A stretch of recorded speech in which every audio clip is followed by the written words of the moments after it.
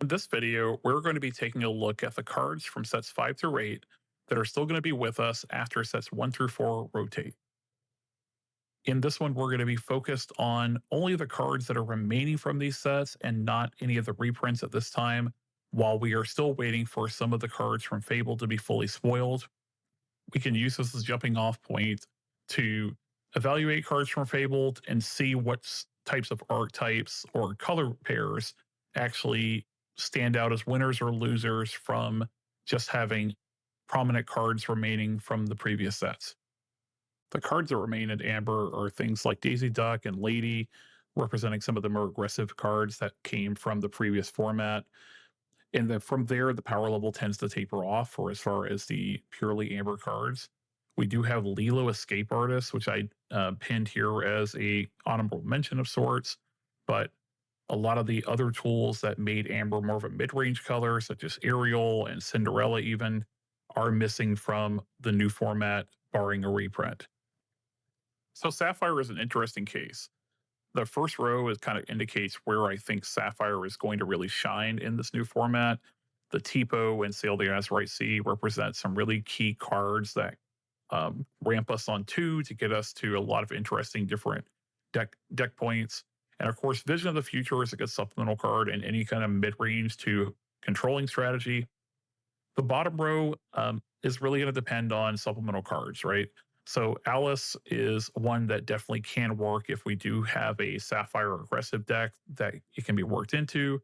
In the past, this is something like the Kiwi Birds deck for the blue steel. As far as Sapphire Coil goes, Sapphire Coil is a card that on its own isn't necessarily doing anything. But if we do see the Ruby removal that we saw in the past kind of come back, things along the lines of Small Sisu, Big Sisu, Brawl, and all those types of cards, Sapphire Coil definitely can be a key role player there, especially if we have more Sapphire tools along the lines of what we saw in the past. Tabatoa Happy as a Clam is kind of in a similar boat.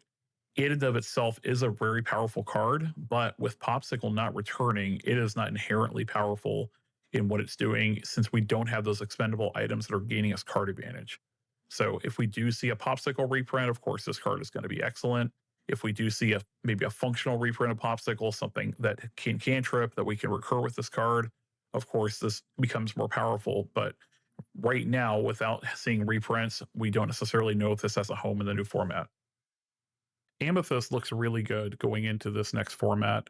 So with rotation, we see a lot of the cards that are played in current day decks like Blurple or your Amethyst Emeralds to be unscathed basically by this rotation. That being said, while we do have stuff like Genie, Finders Keepers, and some of the cards we show here, we don't have that bounce package intact. I don't necessarily anticipate seeing a Rabbit reprint or even a Fox reprint, which are some of those core cards that have really done a lot of work in controlling the aggressive strategies from Amethyst side. Something of note here is that Amethyst does retain really the best location post rotation, assuming no reprints on that front. So the library really is a big deal when we're going to this next format. And I think just starting looking at these cards from sets 5 through 8, Amethyst is a really good place. Doesn't need a ton of help to really get over the finish line, becoming a tier 1 deck. Seal has a lot of notables coming into the next format, at least in terms of what they retain from sets 5 through 8. Leaders here for me are going to be Calhoun, Pete, and Doc, along with the location that we have seen be really prolific in some of the Diggy Hole decks. Calhoun, of course, represents a really powerful control piece on the ground. Pete, we don't know exactly what his fate is going to look like in this next format. Currently, of course, he stops things like Whole New World and stops some of those aggressive songs that we see from the Steel Song deck at current. We do know that at least the dwarf package of Doc and Seven Dwarfs Mine is really powerful, alongside some of the other aggressive colors, perhaps maybe purple, perhaps maybe amber going back, is really going to depend. Namari represents really just a powerful engine in and of itself, where while we don't know the fate of Beast reprints currently, this may represent where Steel goes to see a little more consistency in their card draw. Beyond the Horizon, I do have pinned here, But this one I think is going to also depend a lot on what kind of characters you have to be able to supplement this card. Right now, the only singers we can point to are Troubadour, really. Things like Gaston and even Cinderella One Drop and Ariel are not guaranteed cards at this point. So, depending on how we look in terms of what singers are going to be available, will really determine, I think, how where Beyond the Horizons lands as far as the next format is concerned. But still a powerful card, still one to watch. Emerald is a case of a color that was really held up by cards like Diablo and Prince John, which I don't anticipate either seeing a reprint. That being said, we do have a couple of notables I pulled out that did see some play in the various decks of the previous format. Clarabelle is one that has been a role player in and out of different decks, depending on the strategy. Some of the blue green decks, of course, relied on it, and it does have a good innate power level if we can find a good home for it in the next format. Chip, of course, saw play mostly in that green steel discard deck that was leaning on Diablo and Prince John fairly heavily. But I do think the card has some legs on its own, so it may be just one to keep in mind.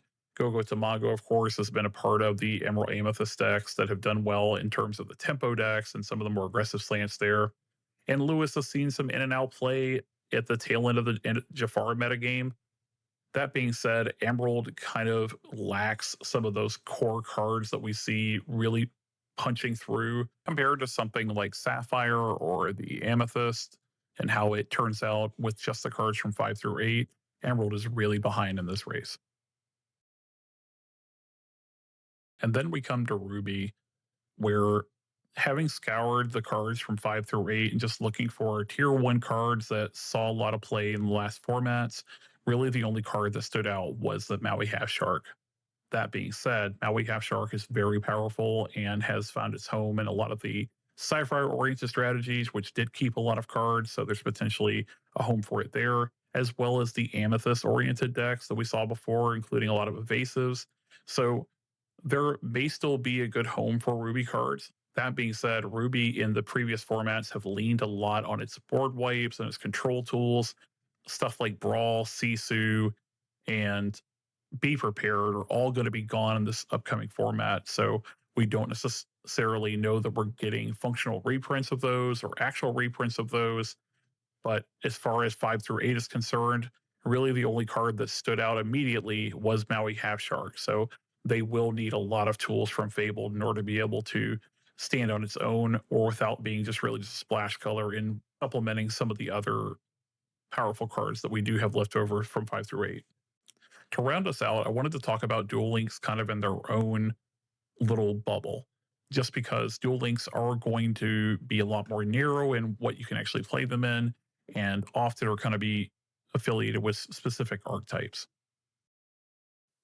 As you can see, Amber Emerald really is focused around this Churna Dog style package, this aggressive to maybe mid range package involving a lot of these cards like Lady and Tramp, and even some of the more aggressive cards that we saw from the Amber side of things that are remaining, such as the Amber Lady. These cards are really stand out in this 5 through 8 only subset as being heavily supported by the last two sets and having some standout cards that I think become a lot better once the board wipes aren't as efficient and some of the good tools go away. So definitely not cards that are like overwhelmingly powerful right off the bat, but a lot of support came in these last few sets for this type of strategy. For Amber Steel, we see a few of the cards that really played a big role in the tail end of the Jafar metagame, especially this Rhino and Troubadour.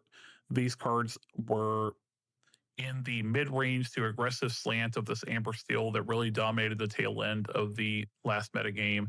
And that deck does lose some key tools like the one drop Cinderella, for example.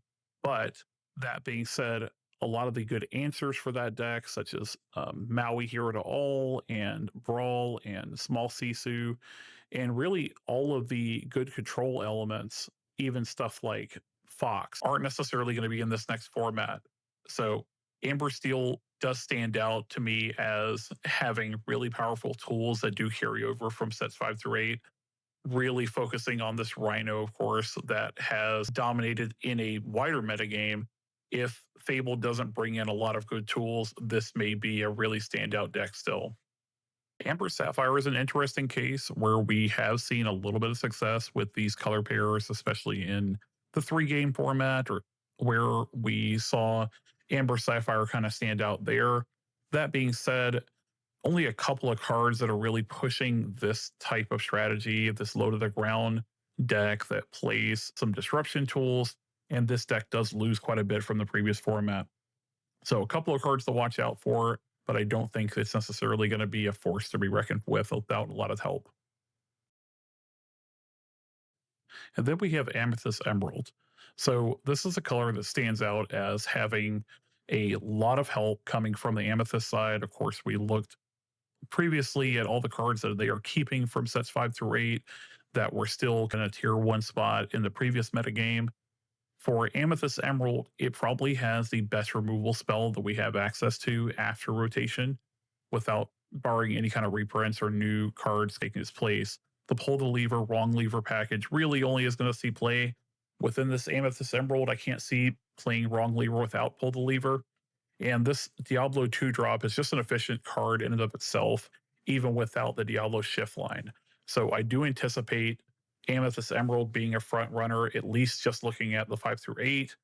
And without some major reprints coming from Ruby or some other cards to really push other archetypes, Amethyst Emerald seems to be a standout. Otherwise, as far as Duel Link is concerned, there aren't as many standouts for what is likely to be tier 1 or driving different archetypes. That being said, we do have one of the more powerful cards I anticipate to be played in the next format, which is the 7 cost Hades. This is a card that saw 2 of play in the Amethyst Ruby decks of the past, and I really think this may be one of the premier card draw engines as we move into this next format, barring seeing a lot of other tools that come from reprints or from fabled new cards. A couple other notables here. Into the Unknown is a card we have seen see mainstream play. Of course, the Pete Space Captain is saw some play in specifically the discard decks, but may not necessarily be there when we are talking about missing tools like Diablo and Prince John. And this giant cobra still represents a unique effect in that it can give us 2 lore when it comes into play. So if there is an Amethyst Steel deck, which I anticipate Amethyst has enough on its own really to almost drive that deck, this card is probably going to be a good role player. Finally, I pulled out this Mushu just because this was a archetype, this Ruby Steel that kind of was outclassed by some of the previous decks in the previous formats. That being said, if the power level gets a little bit lower, this is a really powerful card in and of itself and has had some victories here and there in previous formats. I think it may actually see some play in a prominent way in the next format where our power level is drained a little bit and maybe a combat oriented strategy doesn't necessarily get picked off by decks that are running for a be prepared. So that's a wrap on my predictions of what are going to be some of the best cards left over from sets 5 through 8 moving into this new rotation format. Did I miss anything? Are there any winners or clear losers in this next format in terms of what we are retaining from sets 5 through 8? Let me know in the comments what you think. Make sure to like and subscribe if you'd like more content like this, and I'll see you for the next one.